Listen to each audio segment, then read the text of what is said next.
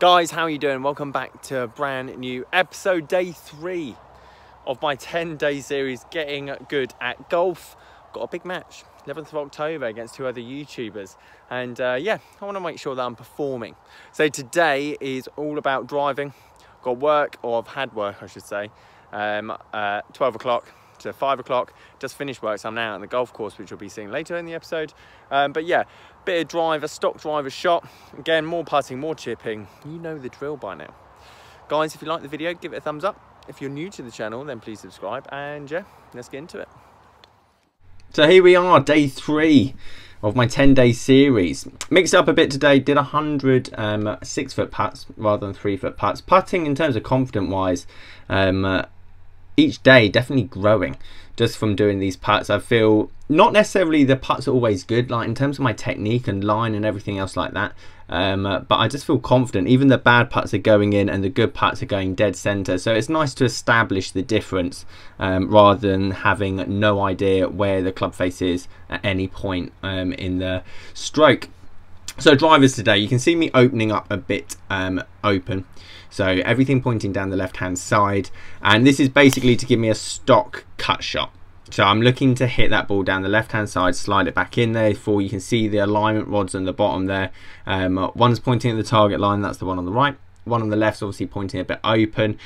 And the idea is for me to shut that face down, try and hit a quarter swing. Now, quarter swing, 3/4 of swing. Now, actually, it looks pretty much like a full swing now I look back at this, but for me it felt so short.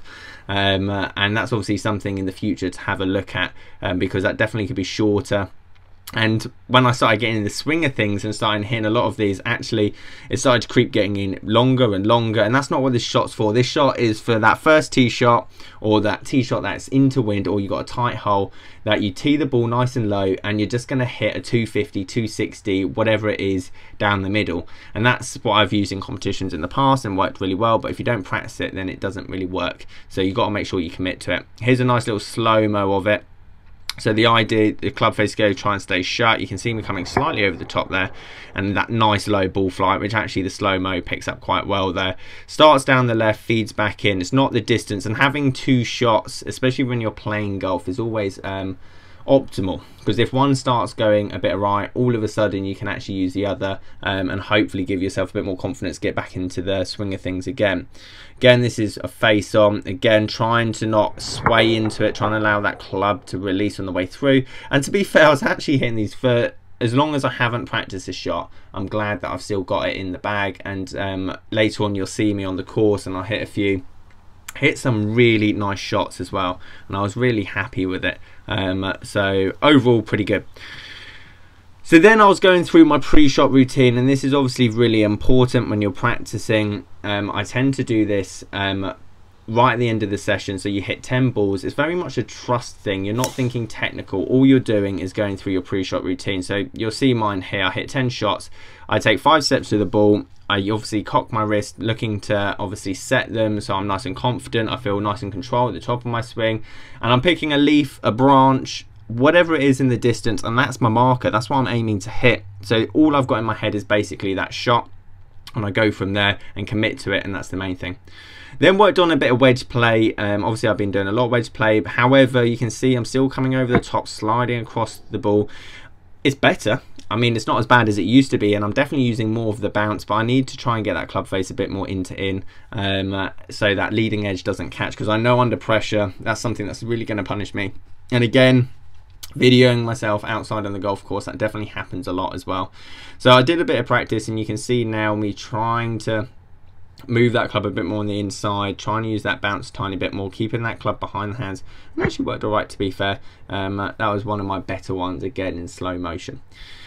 So had work, had lessons, got out on the golf course. What an evening for it as well. Looks so nice. And this is the first drive of the day. Felt really confident. This isn't my stock shot. This is par 5. This is the 12th down here at Burford.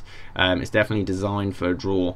So I closed my shoulders a bit, set everything else very much similar, and that's kind of how I shape my shots. It's basically on shoulder alignment. I close my shoulders, hit a draw, I open them to hit a fade. Keep it as simple as you possibly can.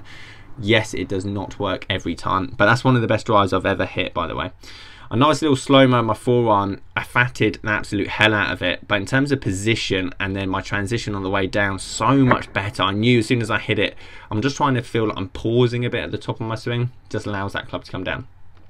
This is a nice bit of golf porn here. This is probably me, this is what I practice all day. That little cut down the left hand side, I pulled it off beautifully down here on the 13th, small par 4, only 310, and I've just drilled it straight out the back. It must have pitched about 260, 270, and then just rolled through the green. So you can see me here with a chip shot, hit a pretty decent chip. Again, technique wise, I like to feel it's a bit better. You can see it coming out a bit low, a bit jabby. My lie wasn't great, and I think that's when the lies don't get aren't that great, I stab at it quite a lot. And then a little putt. I was happy with the putt. Came off club face as I did, and a nice little birdie. Here's my daily chipping. I didn't forget about it. No, this wasn't the first take, but here we go. Nice little bit of background rather than the pitching punt green that we've got here, the practice one. Again, 3-iron here, pausing at the top, trying to keep it nice and simple. And this was again a bit out the toe, but the bad shots are really, no, not really good, but the bad shots are better, and that's the main thing, making sure my bad shots aren't destructive but at the same time still playable. And it went 220, 230 or whatever down the middle, left myself a little pitching wedge. And again, I love this, really short. That's what I'm looking for in the future. Anyway guys, there's day 3. Hope you enjoyed it. Look forward to seeing you guys tomorrow.